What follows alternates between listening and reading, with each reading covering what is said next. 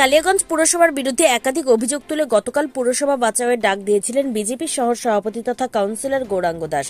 তিনি আরও জানিয়েছিলেন, সাধারণ মানুষের স্বার্থে ডিসেম্বর মাসে বিভিন্ন দুর্নীতির অভিযোগ তুলে পুরসভা ঘেরাও কর্মসূচি ডাক দেওয়া হয়েছে বলে জানিয়েছিলেন বিজেপি কাউন্সিলর তথা বিজেপির শহর মণ্ডল সভাপতি গৌরাঙ্গ দাস। বৃহস্পতিবার বিকেলে বিজেপির কাউন্সিলর তথা শহর মণ্ডল সভাপতি গৌরাঙ্গ দাসের অভিযোগ ভিত্তিহীন বলে দাবি করলেন কালিয়াগঞ্জ পুরসভার পুরপ্রধান রামনিবাস সাহা। এদিন তিনি পুরসভায় সাংবাদিক সম্মেলন করে বলেন, গৌরাঙ্গ দাসের তোলা সব অভিযোগ খণ্ডন করে কালিয়াগঞ্জ পুরসভার পুরপ্রধান রামনিবাস সাহা বলেন, প্রচারের আলোয় থাকার জন্য গৌরাঙ্গ দাস এসব কথা বলছেন। সুষ্ঠু নাগরিক পরিষেবা দেওয়া কালিয়াগঞ্জ পুরসভার প্রধান লক্ষ্য। নাগরিকরা পুরসভার পরিষেবায় খুশি। গৌরাঙ্গ দাসের অভিযোগের ভিত্তিতে পুরপ্রধান রামনিবাস সাহা বলেন, সরকারি সম্পত্তি বিক্রি করে দিয়েছি। তার কি জানা নেই সরকারি সম্পত্তি বিক্রি হয় না, সেটা লিজ দেওয়া হয়, সেইভাবেই লিজ দেওয়া হয়েছে। পুরসভার ওন ফান্ড না থাকায় ছট পূজারীদের গম দেওয়া হয়নি এবছর। দুর্গাপুজোর আগে থেকে পথবাতি থেকে শুরু করে রাস্তা মেরামত করা হয়েছে। নিজস্ব সংবাদদাতা, খবর কালিয়াগঞ্জ। আমার আজকে সাংবাদিক সম্মেলন ডাকার মেন উদ্দেশ্য হলো, কালকে সংবাদ মাধ্যমে আমি দেখলাম 10 নম্বর ওয়ার্ড কাউন্সিলর গোড়া, যিনি আমার উপরে বিশেষ করে ব্যক্তিগতভাবে, তাছাড়া চেয়ারম্যান হিসাবে যেভাবে কিছু অভিযোগ করছে, মিথ্যা অভিযোগ করছে। প্রথমে ওনার প্রত্যেকটা অভিযোগকে আমি খণ্ডন করছি এবং যা যা অভিযোগ করছে আমি এটাকে আবার একবার বলছি, প্রত্যেকটা অভিযোগ মিথ্যা। ওনার ব্যক্তিগত স্বার্থের জন্য একজনের উপরে এইভাবে লাঞ্ছনা তুলছেন, সেটা কিন্তু ঠিক না। আমি এক একটা পয়েন্ট নিয়ে আপনাদের সাথে বলছি। আমরা এবার যেটা ছট পুজোতে গম দিতে পারিনি, সেটা হলো সত্যি আমাদের এইবার অন ফান্ডের একটু পজিশন খারাপ ছিল, ক্রাইসিসে ছিলাম আমরা। তাছাড়া বোর্ড মিটিংয়ে আমাদের যেটা আলোচনা হয়েছে, যেভাবে যারা ছট পুজো করে তাদেরকে যেটা আমরা প্রত্যেকবার দিই, সেটা এইবারও আমরা সেইভাবেই আমরা দিব।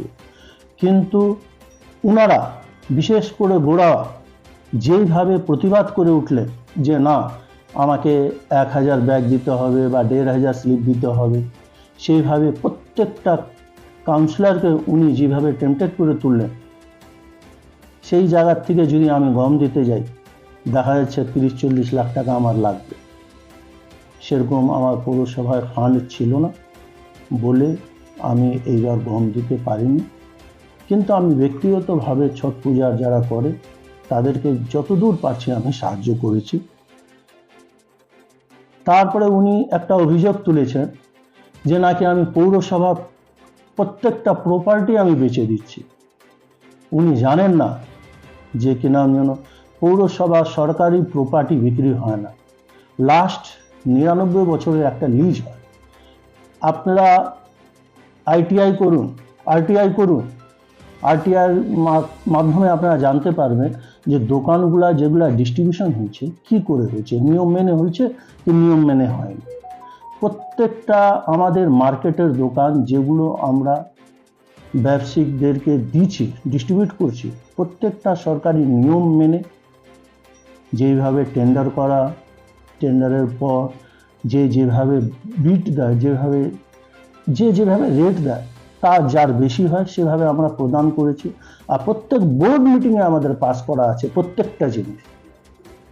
আপনি এক জায়গাও দেখাতে পারবেন না চেয়ারম্যান নিজের ইচ্ছা মতন কাউকে দোকান দিয়ে দিছে, কাউকে কোনো পৌরসভার পুকুর দিয়ে দিছে।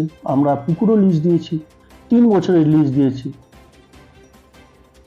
প্রত্যেক বছরে 50,000 টাকা করে লিজ আছে, 3 বছরের এগ্রিমেন্ট আছে। 3 বছরের পর আমরা ওনাকে পুকুর দিতেও পারি লিজে, নাও দিতে পারি। কিন্তু উনি বিক্রি জিনিসটা, সেল ডিডটা উনি জানেন কি জানেন না। কিভাবে একজনকে অভিযোগ করতেছেন যে আমি বেচে দিয়েছি। তার জন্য আপনাদের মাধ্যমে আমি জানাতে চাচ্ছি ওনাকে, আমি পরবর্তীতে আইনের দ্বারস্থ হব। Second, tax. আজকে 30 বছর ধরে আমাদের কিন্তু ট্যাক্সের কোনো রকম অ্যাসেসমেন্ট হয়নি। যা ট্যাক্স ছিল তাই কিন্তু চলে আসতেছে। নতুন করে যখন হোল্ডিং হয় তখন আমাদের অনলাইন সিস্টেম হয়ে গেছে। অনলাইনের মাধ্যমে দেখবেন যেটা ভ্যালু আসে সেই ভ্যালু হিসাবে আমাকে ট্যাক্সটা করতে হয়। তাও আমি আমার তরফ থেকে আপনার কালিয়াগঞ্জবাসীর থেকে যে কাউকে একজনের অভিযোগ আপনি আমার নিয়ে আসে দিবেন যে ট্যাক্সের ব্যাপারে আমার তরফ থেকে যতদূর হয় আমি কিন্তু ট্যাক্স কমাই দিই। একটা নির্দেশ আছে, যতটুকু আমার ক্ষমতা আছে ক্ষমতা হিসাবে আমি প্রত্যেকটা ট্যাক্স আমি কমাই দিই। লাইট, দুর্গাপূজার টাইমে আমি কথা দিয়েছিলাম প্রত্যেকটা রাস্তায় লাইট থাকবে, প্রত্যেকটা পোলে লাইট থাকবে। যেগুলো পুরনো লাইট ছিল সেগুলো তো লাগাইছি, তারপরেও আমি নতুন লাইট লাগানো হয়েছে। কোনো জায়গায় সেরকম আপনি অন্ধকার পাবেন না। ওনার চোখে তো কিছুই দেখা যাচ্ছে না, উনি শুধু রাজনীতি করতে পেরেছেন, আর তাছাড়া তো আমি ওনাকে কিছু দেখছি না। পরিষেবা যেটা বলছেন উনি যে পৌরসভা পরিষেবা নাই, চারদিকে ডেঙ্গু হয়েছে, উনি দেখাতে পারবেন কালিয়াগঞ্জে কয়টা ডেঙ্গু হয়েছে? ঘরে ঘরে ডেঙ্গু। উনি কি করে কাউন্সিলর হয়েছেন আমি ভাবতেই পারতেছি না। ঘরে ঘরে ডেঙ্গু। যে কটা ডেঙ্গু পেশেন্ট আসছে সব মাইগ্রেন, বাইরের থেকে আসা পেশেন্ট।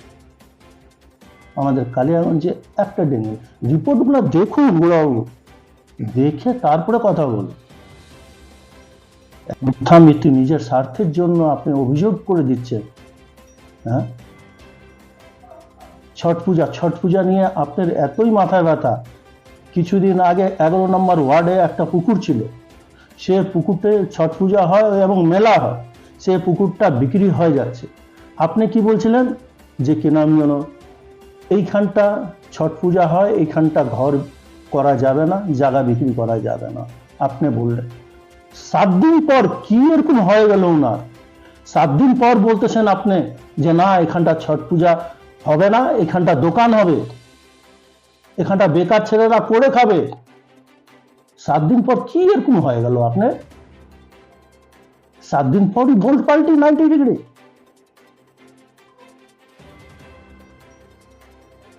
গোড়াবাবু থেকে আমি একটা প্রশ্ন করতে চাচ্ছি।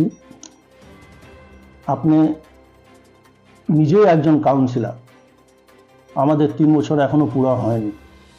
কতগুলো ড্রেন হয়েছে, কতগুলো রাস্তা হয়েছে, শ্মশানের কাজ কি হয়েছে, সুইমিং পুলের জায়গায় কাজ কি হয়েছে, আপনার 11 নম্বর ওয়ার্ডে যেটা আমরা একটা পুকুর ছিল জঙ্গল হয়ে পড়ে, এগুলো কি হয়েছে, আপনার হসপিটাল রোড কি হয়েছে, ডাকবাংলা রোড কি হয়েছে, আপনি ঘুরে দেখেন। রাজনীতি করেন, অবশ্যই রাজনীতি করেন। আরে ব্যক্তিগত যদি শত্রুতা থাকে তা আসেন না, সামনাসামনি আসেন, সামনাসামনি আসেন। মানে যেসব অভিযোগগুলো তুলছেন সেগুলো কি বলবেন? সম্পূর্ণ মিথ্যা। তার জন্য আমি আইনের দ্বারস্থ হতে চলেছি। সম্পূর্ণ মিথ্যা। আচ্ছা।